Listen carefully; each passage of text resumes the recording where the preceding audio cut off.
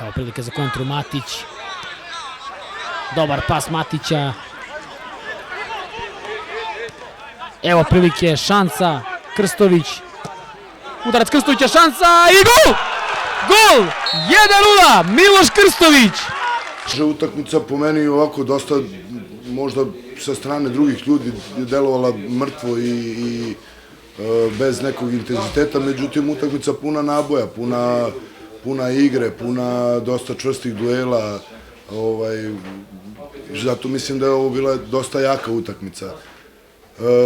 Bez mnogo šansi, sem ono u prvih 3 minuta Šumadija je ušla dosta jako u meč i napravila 2 šanse, imali su jednu prečku i ne znam još jednu šansu izgužu, nešto nisu iskoristili, posle toga se ušlo u igru na sredini terena, borba za svaki santimetar, za svaki pedalj, primili smo gol i nas, ja definitivno moram kažem da ekipu Fudbalski klub Zvižd i mene prate takvi pehovi da to više ne znam kako da objasnim, jer primamo golove, videli ste i sami kakav gol. Posle 5 kola, 2 boda, mnogi kažu da Zvižd igra mnogo bolje, a da rezultati ne govore tako.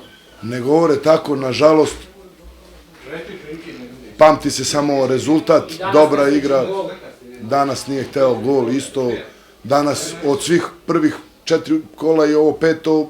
Ovo je naša najbleđa partija. Igrali smo mnogo bolje prva 4 kola, pa smo opet ostali bez bodova.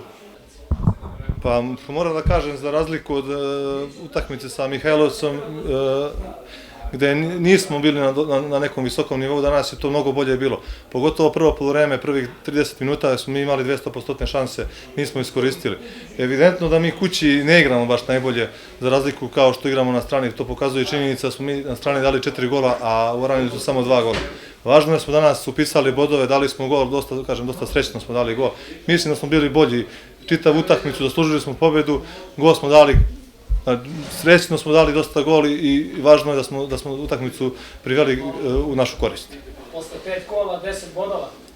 Jeste, naše ambicije su da u ovoj sezoni, odnosno budemo u vrhu tabele, za sad ide sve kako treba, imamo već 10 bodova, narednu utakmicu igramo sa Slogom u Kraljevu, takođe ići ćemo da napravimo dobar rezultat, daje nam za pravo to, mi dosta bolje igramo na strani nego ovde u Aranđelovcu i nadamo se dobrom rezultatu.